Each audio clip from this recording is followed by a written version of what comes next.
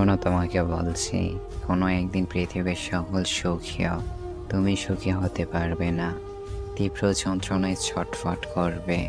তখন তোমার মনে পড়বে তুমি একটা ছেলের জীবন কিভাবে নষ্ট করছো, কিভাবে তার সাজানো গোছানো স্বপ্নগুলো নিমিষে ভেঙে দিয়েছ, কিভাবে তাকে মৃত্যুর যন্ত্রণা দিয়েছ, কিভাবে পরিকল্পনা করে তাকে ঠকিয়েছ।